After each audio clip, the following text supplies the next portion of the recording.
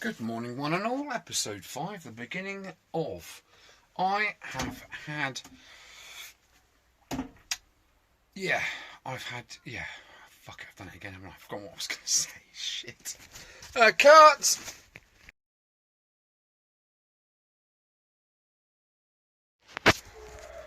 Take 2.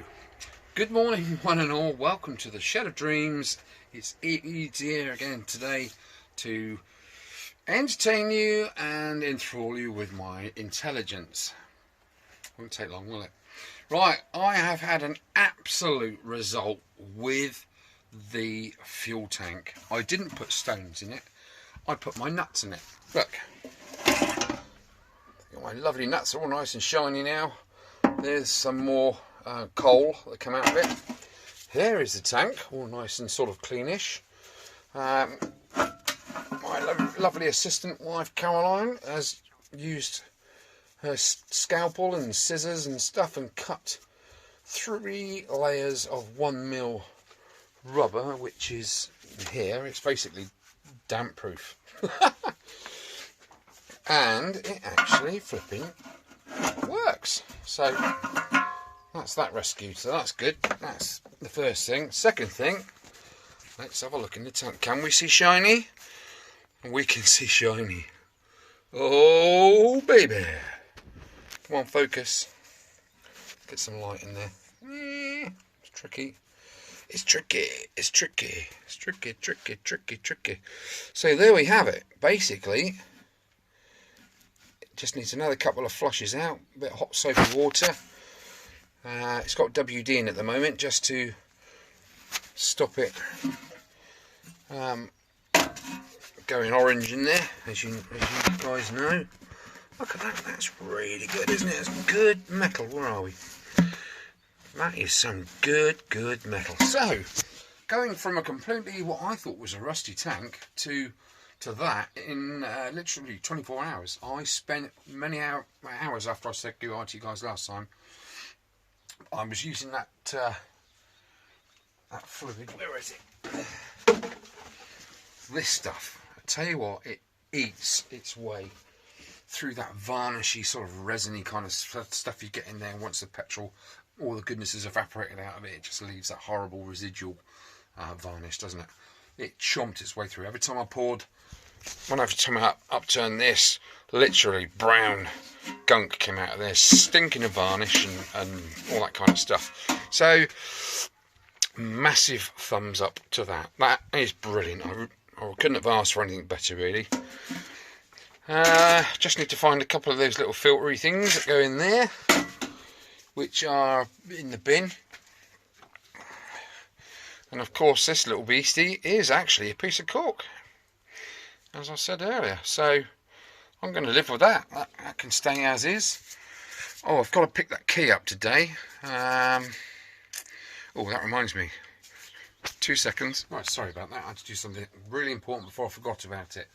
Okay, I've been doing lots and lots of other things. I've had this thing under the wire wheel there on the drill of destruction, and there we go. I've sort of gotten off the crud, so it's not looking too bad. I need to go over it now with wet and dry. I'm going to start with 120, 240, and perhaps 400, 6, 8, 12, 15. Depends. I won't go to 15 or 12 if I'm just going to paint it again, but there's no point in that, is there? You only do that kind of stuff if you're going to polish it up and lacquer it, but you know me. Right, let's have a good look at the engine. It's been a long time since we've even looked at it. I think I only looked at it once, haven't we, so far? Right, where's my nearly down pad? I've got it. Stop looking. I found it. Right, let's get rid of that light because it's a bit sunny out here. Well, here is the bomb site that is the wheel and engine assembly. Yeah, plenty of tread left on there, that's fine. Yeah, it's fine. It is properly nasty, isn't it? Look at the state of that. Incidentally, I have a new brake cable, and I think it's, I ordered a rear one, but yeah, that seems a bit longer than the one I've got. Let me just pause. Oh, I don't know. Actually, having a second look at it, that is quite a length on there, isn't it? Yeah, that's the right one. Good. At least something's good's happening. Oh my days. Need a Kickstarter. I haven't got a Kickstarter. Need a set of seals. Change all these seals in there. That little black seal. 800ml of oil. Crikey. What's that, pint and a half? Yeah. Right, that is the oil pump. I need to take that off and see if it's actually pumping. It works via a vacuum, apparently. Now, I'm not sure where the vacuum pipe connects to because I can't see. Oh no, it works by a throttle cable, doesn't it? Joey Deacon. And that obviously pops on to the bottom of your oil reservoir. That piece is obviously snapped off, and I don't remember seeing this plastic piece yet. I'm not sure even if that's in the kit. Oh, come on, stop having a wee. Where's that coming from? The hell? What the hell? Right, let's have a look at the business end, shall we? No, I think this engine's pissed, don't you? Well, there's the business end, and we have a snapped stud. If I can stop the camera shaking a bit. Okay, that's been a bit mullered, hasn't it? So is that one. Nothing we can't straighten out. Okay.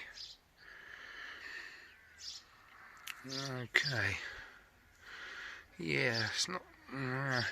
Just once you get all the muck off of it and that, and giving it a good soak and a rub down, it always looks nastier than it is. Oh, I can see where the oil's coming from now. Okay.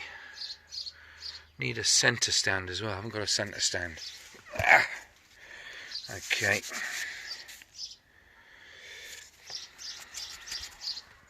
What these bushes like? The bushes seem okay-ish. There's the electric McGubbins. Right, yeah. So I'm going to whip this off this oil pump and see if it still pumps. And I want to try and get this wheel off today. So I want to get this tyre off, skip it, and then see if this is salvageable at all. Incidentally, the quiz for this restoration, the last restoration we did was the GS250. What am I talking about? The CB250 RS. Mr. Brian Chapman has won the crash helmet, the Stig money box. So that will be winding his way to him. He guessed 1,050 quid, which was pretty much penny for penny, bang on. So that was that. And I think Mr. AJS, I need to check back at the list of people that quoted for average. He was the nearest. It wasn't exact, but the guy was nearest, so he gets the Compass of Delight out of the top drawer. Okay, I'll be sorting out those prizes in a little bit. Now, the FZ50 prize is a watch. Oh yeah, baby. And the watch is... Wait a minute. I collect watches and I fix watches. I repair them. And I bought this watch and it just sat on my collection rail. Here it is. Stop looking. Here it is. If you would like to get your hands on this leatherette strapped funk diddly unctuous watch, as you can see, it's all working perfectly. The compass is about as much use as a compass on a Royal Enfield Himalayan. But the temperature gauge here, that actually works. It says it's about 5 degrees in here, which is about right. So let's go and put it out in sunshine. There we are. So you can see I've very little worn. Okay, so if you would like to get your hands on this watch, just guess the price, the amount of money it's going to need to restore this bike, all in. Okay. Yeah, I don't know if I need to buy anything substantial like wheels and stuff. I need tyres, 2 tyres, 2 inner tubes. That's a given. So that's about 90 quid. I'm giving you that one. Okay. Don't know the cost of the paints yet, or materials for rubbing things down and all the rest of it. Fluids. It takes 800 ml of oil. Then you've got the 2-stroke oil to go on top of there. So you're sort of looking at about 15 quid, aren't you, for that kind of thing? Yeah, a couple of things I need to get, isn't there? A centre stand and the other thing that I said earlier. And I need to do something about the cylinder head. Now, do I try and find a barrel, which is literally nigh on impossible? I've got the feelers out all over the country, the UK. I've got friends looking out for cylinder barrel for FZ50. There is an engine floating around. It's up north at the moment, North Yorkshire to be exact, and it's on offer for 100 quid.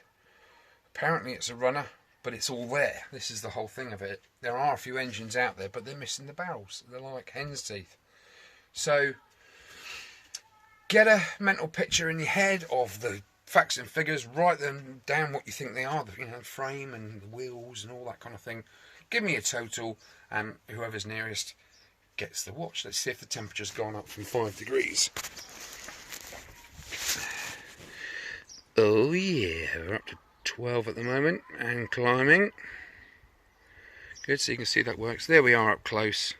It's a lovely watch, it really is, but it's just not my style. So there we are. Right, I'm going to try and crack on with that engine, get the oil pump off of there, get it in the parts cleaner, sort it out. I'm so pleased with that fuel tank. It's just remarkable how that's come out, isn't it? I've been looking online for them, and they're anything sort of from 80 quid upwards, and they were, the same condition that mine was in, but with proper rust inside. So yeah, result there. And I really need to get that back wheel off and strip that down. Other things I need to do is take the seat cover off. Now, what I'm going to do with the seat cover, we have a upholsterer, car matey in Andover. So what I'm going to do is I'm not going to take it to him. He is the last resort, if you like. I'm going to literally unhook it. Unhook these little hooks that are absolutely rusted off. Take this off. I'm then going to unstitch. I've got one of those little crochet hooky things that you, with a blade on it, if you know what I mean. So it's like a seatbelt cutter. I'm going to unstitch every piece, lay it out flat, see what sort of surface area size I need to make this, and I'm going to buy myself some weatherproof, proper, heavy-duty white vinyl, and I'm going to do it myself. There are seat covers available online. You're probably saying, "Easy, do it the easy way, but just buy a seat cover." But they're only available in black. I don't want a black seat cover. I want a white seat cover. So I'm going to do it myself. If I can't do it myself, I'm going to throw it all my toys out the pram. That's going to go in the bin, and I'll take it to my friend in town. I always like to have a go at something, as opposed to parting it out to whoever I throw money at. I don't do that. So right, you go and do what you got to do. I'm going to crack on what I got to do, and we'll meet back here later. All right, cool. It's a decision. Okay. Right, top tip, whenever you get anything like that, where the screw heads are absolutely full up with road gunk is to A, give them a squirt, B, get the offending cables out of the way. There, makes it a bit easier, doesn't it? And C, get your old favourite toothpick tool out your top drawer and get in there and hook out all the gubbins, because if you don't do that, then your screwdriver bit will not seat properly and you'll just round off those crossheads in no time. Well, I need a different bit because that is too big. Hang about. Says he's the people's pain. Here comes the mirror man. Giggity. Oh, poops. Well, I can't impact that because the bit I have got isn't good enough.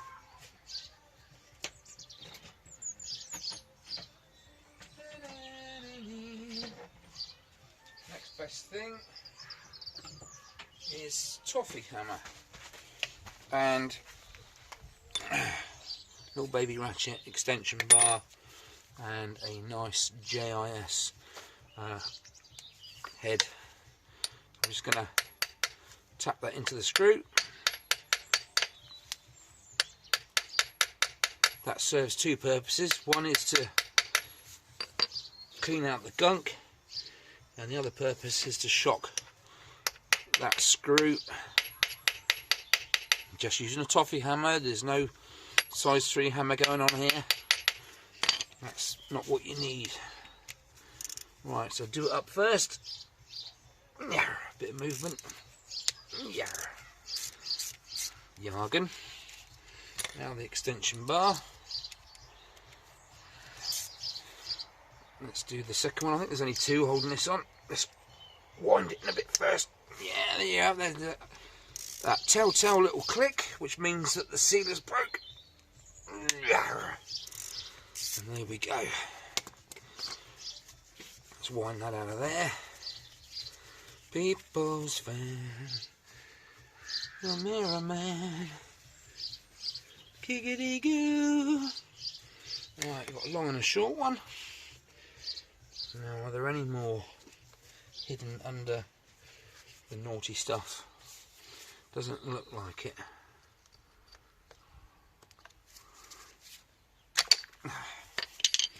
No, as I suspected. Okay. Yeah, definitely a direct feed.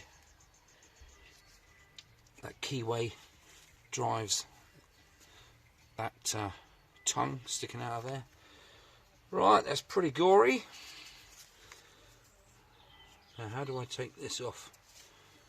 How do I take this off, guys? Do I just pull it off, so to speak? I don't know. Don't know. Are these just sort of wedged in there, or are they screwing? I don't want to snap anything off. Right, a pair of pliers, I think.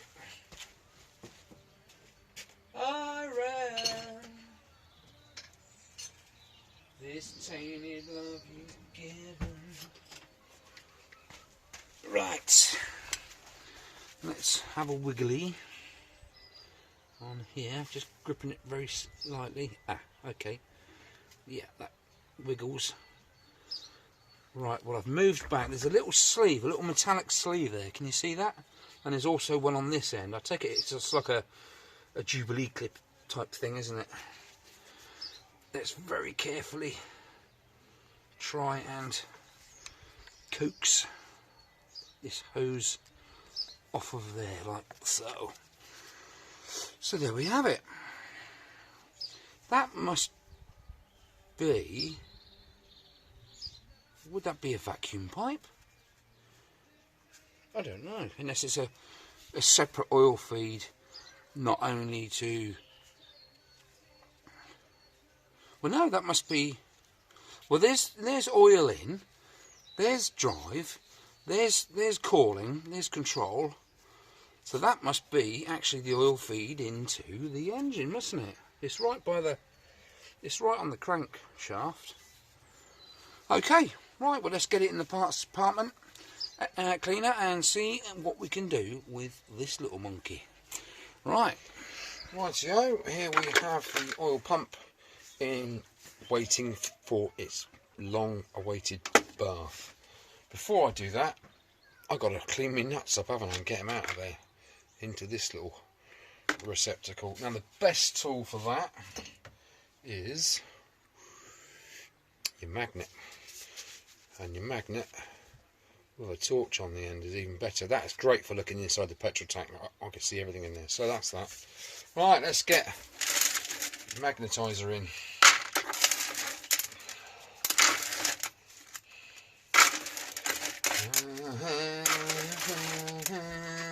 Ta-da!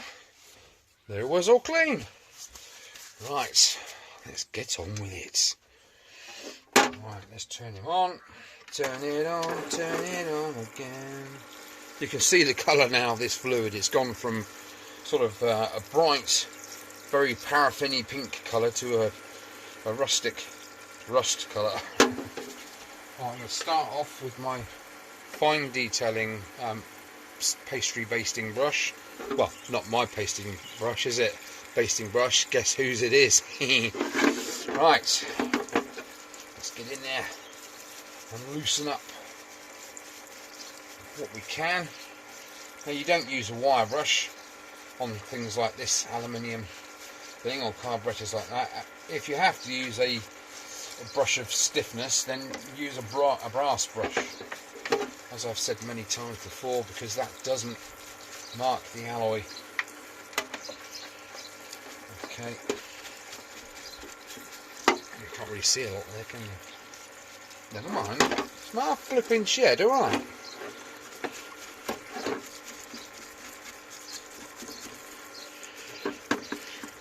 Groovy, that's it's coming along. Okay.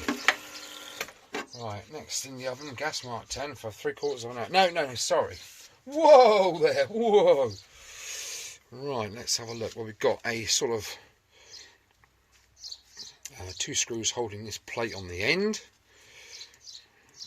And I reckon that this drive gets driven through a gear to a 45-degree angle, probably gear, or unless it's actually just got a pin on a wheel, so as this spins, the pin sort of ovulates, if you like, circulates, and pulls the rod in there backwards and forwards to do the pumping motion. That's my guess. And there's another inspection hatch on the other end. Okay, well, those screw heads are completely snuffed up with snuff. Well, we've got a spring here. Where are you? Sorry, you've got a spring here returning this throttle cable, which is a twin cable, isn't it? One goes to the carburetor and the other one goes to increase the fuel, the oil going through. There, what make we got then? Mikuni Corp, from Mikunia, obviously. Right, where's my toothbrush? Toothpick, there it is. Stop looking, I found it. Right, let's get the muck out of these screws, and we can get the JIS screwdriver in. It's always going to be JIS, which is Japanese industry standard, not Phillips. Isn't that right, guys? Pezza and silk. Yeah. You see, you know, as I'm doing this, I'm learning all the while. It's just my take on machinery and sort of engineering. I don't know a lot. I'm just trying to. I have one of those brains. Yes, I do have a brain, which tries to work things out as I'm going along. And over the years, you kind of get used to. You make mistakes and you learn from the mistakes and move forward, really, don't you? Okay, well I've done that. Let's put my toothpick down and get my nice GIS screwdriver. Right, which end should we tackle first? I can't see any real reason that if I take this off, anything's going to go boing, you know, and disappear. So anyway, let's just crack on. This is, oh, we've got a screw on there. Oh, okay, I think that's just like a bung. Anyway, let's clean that out as well. I missed that, didn't I? Oh, look at all that. It's like my fillings, this is. Oh, dear. Last night's pulled pork still stuck in my teeth. Oh, dear. Only joking. It's almost like a mirrored piece of. Oh, you got oil line. You got a screw in there. You got a bolt in there to, yeah, do that. And you got plate there. It's pretty uniform, isn't it? Which is nice. Right. Tighty. Yeah, there's that little tiny click. So I know that's going to come undone. I'm going to take that right out the way first and put that on the magnet of a tracked plate there. And I'm going to keep my thumb on the plate there whilst I attempt to unscrew this. So I'll be able to feel if there's any spring tension there. Yeah, there's that little click. I don't know if you can hear that. Right, let's have a look. Why haven't I got the light on? That's better. Because I'm stupid. Right. Spring on there. Is there a spring pressure? Yes, there is spring pressure going on there. Okay, so let's aim it at your face. Not mine. I'm going to put my thumb in there. So we have a teardrop shaped rubber seal there. Let's just balance that precariously on the edge so it doesn't fall anywhere and get lost. Okay, I've taken my finger off there. There's the little recess for the oil seal. Is there anything there I can pull out? Yes, there is. Oh, I don't want to drop anything. Okay. So that's basically a little plunger that goes like so. Right, I'm going to put that on the magnetic plate because I don't want that going anywhere. I don't want it to go. Anything going to fall out? No, any ball bearings or no? Right, okay. Let's have a go in other end. Two it up.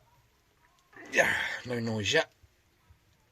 Oh, okay, that one's playing ball straight away, so that's good.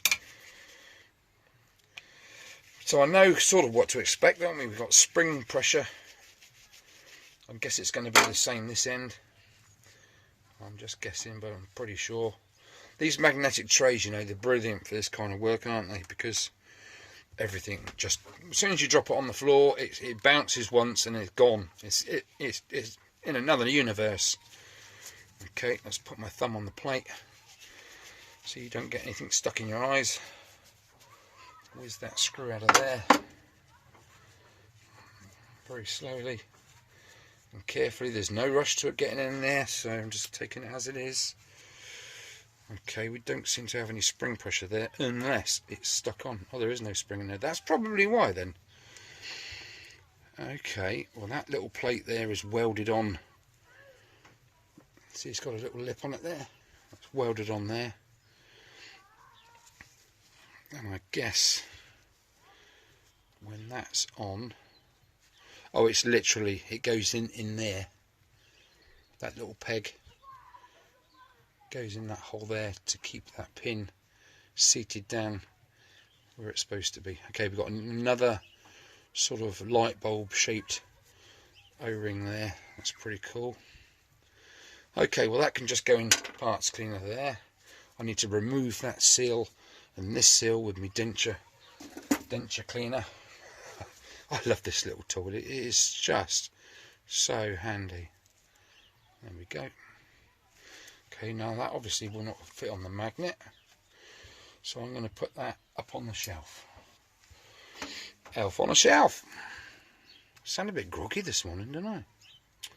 No, I didn't have any Ribena last night. God, goodness me. Who do you think I am? Okay.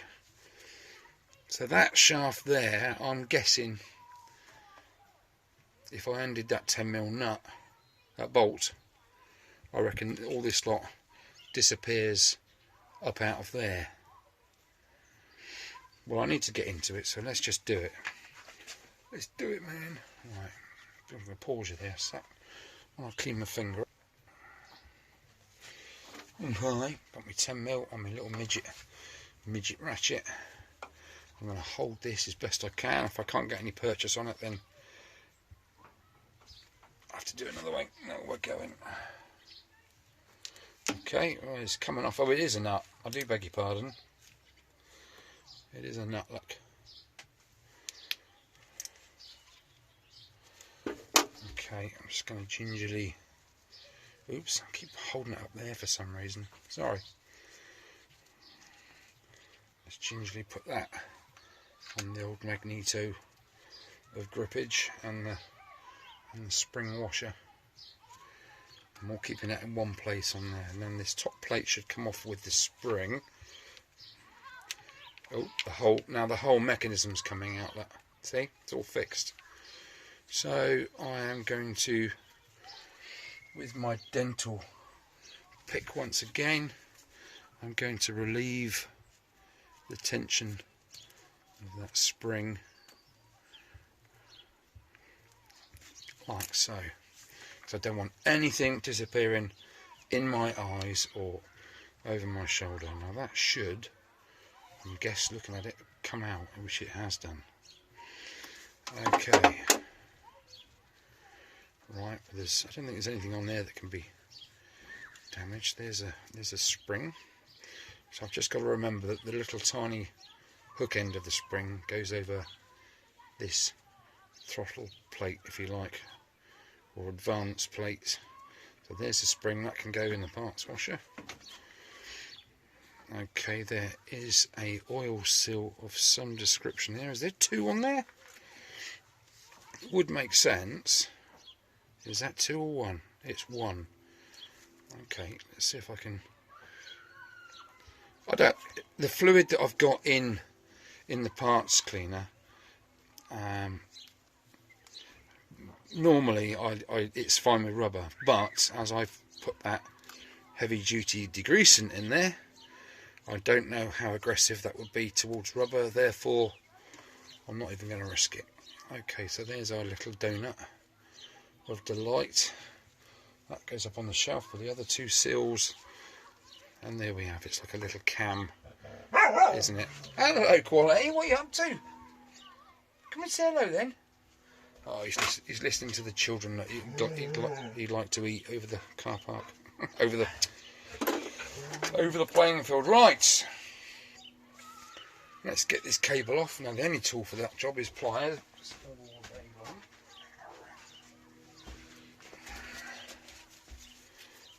Okay, it's got one of those springy dinghies on it. There's little like figure eight type things. Squeeze it, twist it, pull it.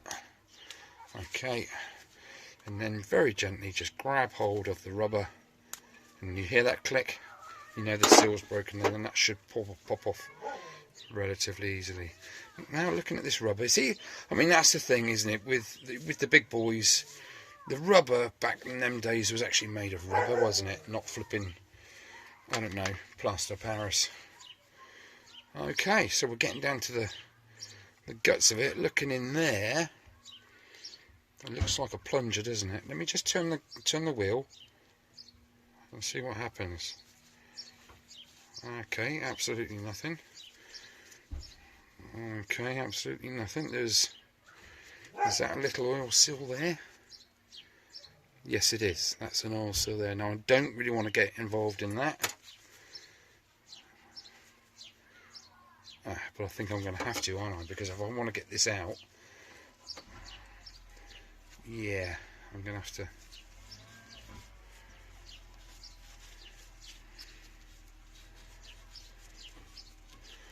Okay. So that seems to be one way only. Look, it's ratcheting round. It's not returning. So it only goes that way unless there's something that I've moved in there and it's come back the other way now. That's a bit bizarre. Okay, yes, that is just a blanking screw. There's the hole in the recess there. Right, I've bored you to death enough. I'll show you when it's cleaned up. Alright, catch you in a bit. It's dark. Right. Seat cover. It's really got some weight saving holes. That's good. That's cool. How is that constructed? It looks like it's constructed by melting together. There's no stitching in there or whatsoever. It is literally melted together. Okay, well that throws my do-it-yourself out the window, doesn't it? Unless I literally just cut. Nah, it's going to be a bit. If I end up taking loads of pieces to the upholsterer in a carrier bag, they're going to go, yeah, see ya. Right, next we have the spongy. Oh, that's already got Suzuki written on it. That's in pretty good fettle, to be honest. For a, 30, what is it, 40? Yeah, 82, 39-year-old spongy. Got half the iron on the sponge here. You've all seen this, chaps, haven't you, when you've been doing bits and pieces to your old bikes. It's horrible stuff. So that needs some sort of, I don't know, might squirt some of that purpley stuff on there because that eats into this stuff, doesn't it? Okay, apart from that, I mean, yeah, it's literally just a little bit of off-cut there. There you go, it's quite sound. Well, that's good news. Not so good news is this part. Got me brew. This part, it's looking rather tired. As you can see, all the pieces where there were little hooks under there that you stretch the fabric round and hook into, they've long gone. So I'm pretty much going to need to get my wire brush out there. Okay, I mean, integrally, it's got function, hasn't it? It's got form. It's not a complete and utter thing of doom, is it, really? Okay, so that's not so bad. It has shape. I've got to rebend pieces out like that piece. Just bend that in, just feather it in there. Yeah, there's a little triangle that's pressed through. That's long gone. So these are the fixing points, aren't they? Obviously, one at the front there. So I don't think there's actually any left on there.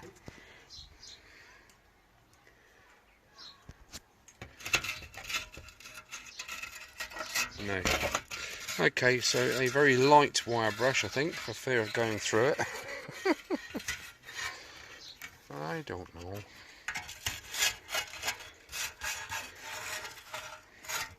I hope you've been watching Bicycle Garage. There's Derek there, fantastic. He's cracking, isn't he? Absolutely brilliant. Okay, that needs to go in get some oil to soak. These are the old ventilation holes, so when you sit on the sponge, the air comes out of there. And we have one rubber me doobie there, and nothing there. But I have something very similar in my box of rubber parts. Behave yourselves, for goodness sake. Brew. Catch you in a bit.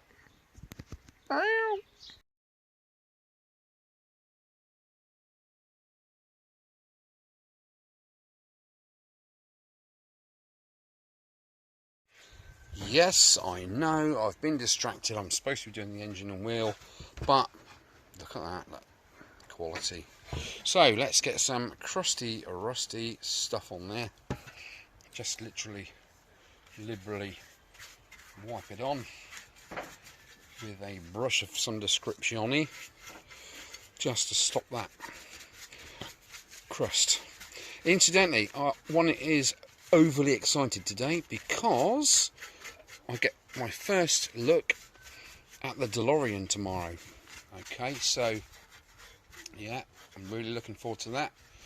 The guy wants me to come and have a look, so have a look I will.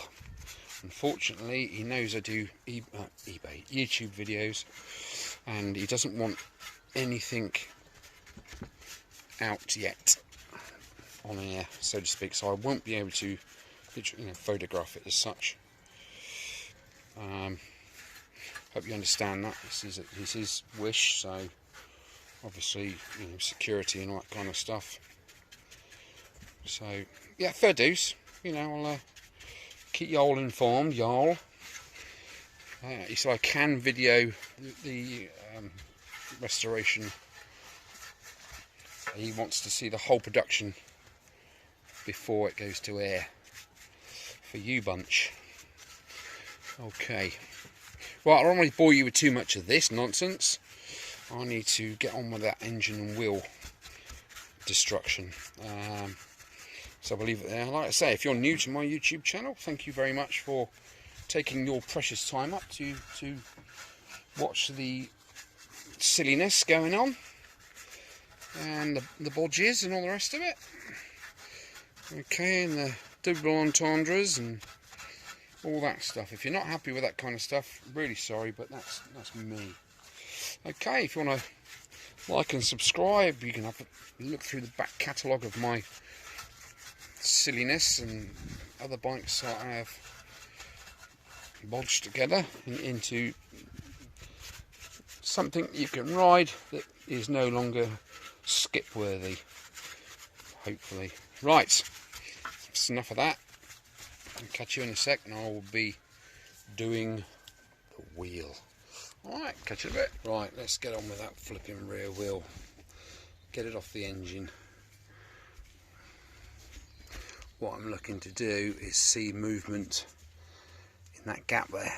Okay, again, I've had my denter stick in there literally scraping out that sort of battery terminal corrosion-y type stuff, that white furry nonsense. I've given it a good spray. I've tried to take these two screws out. There's like a plastic plate there over the brake actuating arm. I think it's there to stop all the crud going in it. If you imagine the wheels rotating this way, it's just going to throw everything into there. Another Suzuki trait, isn't it? That, unfortunately, they normally have the calipers underneath, so all the road crap literally goes into it, or is it on top? The other way around. Oh, it doesn't matter.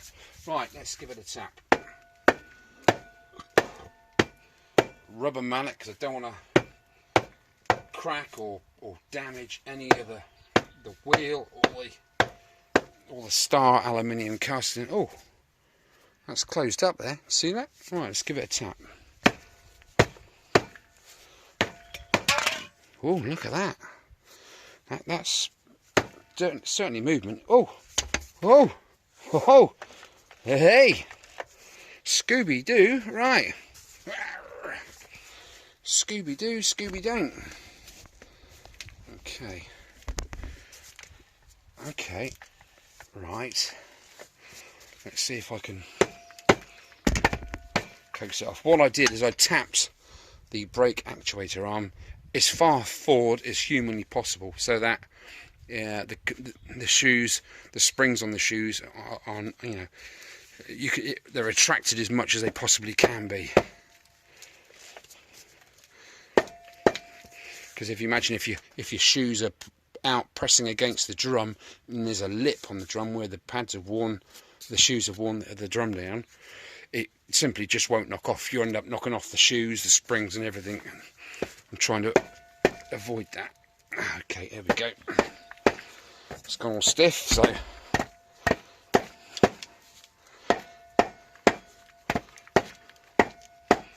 here we come.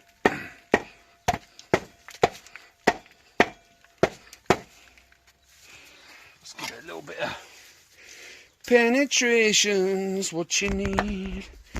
Give that a second just to settle in. Is that better? I'm just doing opposite sides. That's the only way to keep it equal. Right, are we there? Nearly. Oh, I've got to be there now. Come on, off you come. But hey, right, let's set that up there. There we have, there's the drive splines. And now let's see them. A bit too sunny, isn't it? Right, well that's great. I've managed to get the drum off and the wheel off. Now I can separate that using the old Wolfie, the old air gun, not old air gun, impact driver.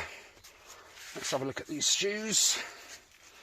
The front ones, the material had delaminated from the shoes themselves. Actually, they're okay. Unfortunately, I've contaminated it with the lube. I suppose they could be paraffin clean, not paraffin, that's an oil. Brake cleaner clean, you know, just to get any contaminants out of there. But for the sake of like £7, I might even give that a go. Right, let's tap that. I'd had that tapped right in, but it's actually opened the shoes up a bit. Look, if we tap that down, like so, those shoes have now completely closed up. So I actually made life more difficult for myself, didn't I? Joey! Right, let's have these shoes off. Okay. As you can see, I mean, there's a fair bit of meat on them. They're not overly old, are they? But I wouldn't risk that, putting them back in. God knows how many years. Ah, there we go, look. Whee! That's no good at all, is it? There we go. Absolute tosh, isn't it? Oh, I suppose I could glue it back on. Easy, stop it. Just throw it away. It's just not worth it, you blooming idiot. Right, now I've got that off, I can get on with disassembling the engine. But that's going to be for another episode. Right. Okay. That's going to be it. Yes, I've been scalped. You've seen the photographs. Okay, that's enough, guys. That's going to do it for today. So thank you for watching, and I will see you in episode 6.